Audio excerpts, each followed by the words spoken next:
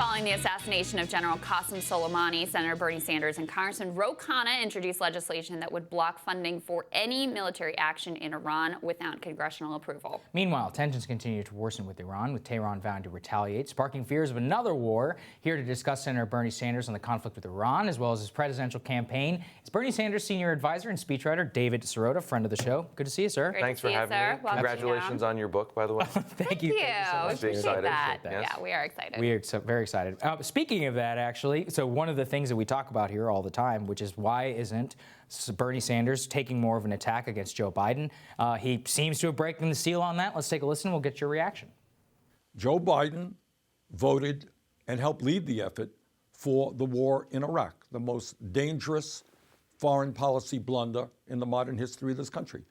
Joe Biden voted for the disastrous trade agreements like NAFTA and permanent normal trade relations with China, which cost us millions of jobs. You think that's going to play well in Michigan or Wisconsin or Pennsylvania?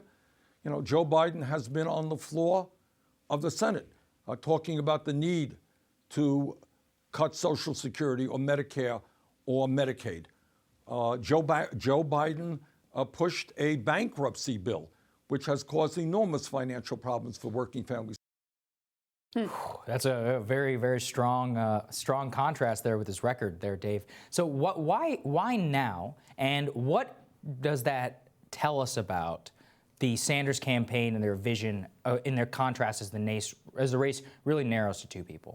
Bernie Sanders and Joe Biden represent two very clear choices, two very different choices. And we are heading now into the final stretch here. And that contrast is what voters deserve to hear about so that voters can make an informed choice.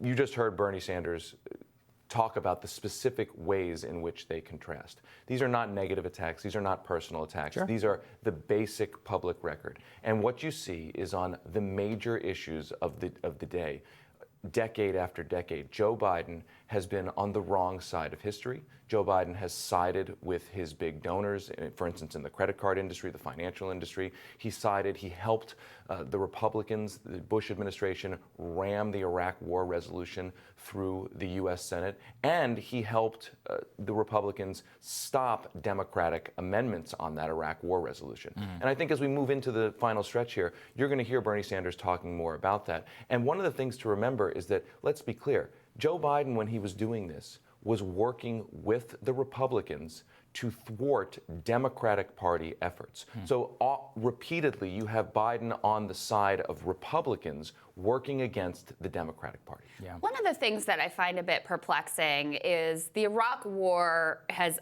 obviously been maybe the most disastrous foreign policy blunder in American history. I mean, just complete catastrophe, destabilized the entire region. We're still dealing with the fallout to this day.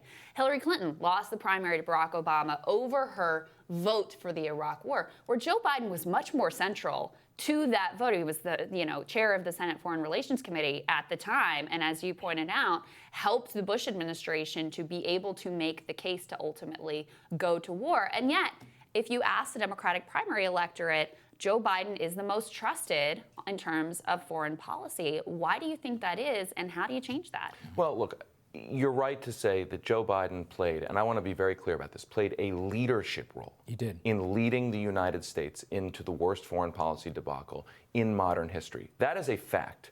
He bragged about it. He said 9 months after the war began, he said he didn't regret it. So he played not just a vote for it, not just a couple of comments. The chairman of the Senate Foreign Relations Committee, the Democratic chairman of the Senate Foreign Relations Committee, adding that Democratic brand to the push for war. Right. So the question is, how does that play out now that we are dealing with a situation in Iran? And what you see is Senator Bernie Sanders saying, look, we have to understand who had the judgment the right judgment when we're dealing with fragile and sensitive foreign policy issues, who had the correct judgment, because these are so often judgment calls. And I think, to answer your question about where is the Democratic electorate, I think we're now getting into that stage where people are really tuning in. People are really trying to understand what are the actual differences here. I mean, you had a recent situation in the last couple of days where an Iowa voter, and I'm paraphrasing here, said, look, I like Joe Biden, said this to Joe Biden, I like Joe Biden, but I'm concerned about your vote in Iraq, about the Iraq war. And Biden tried to erase his own record. I mean, he tried to basically say, I was never really for the Iraq war. And you know, the response there is, look, we got a pathological liar in the White House. We don't need pathological lies about the Iraq war from the Democrats when we're confronting the most dangerous president in modern history. And what we've seen, actually, Dave, is it's interesting that Biden's tactic has not ever to been actually respond to any of these. He I think the last time he addressed it, he said he would invite Bernie to the White House for dessert when he was president. Well, of course he doesn't want to engage, because if Joe Biden has to engage on his record,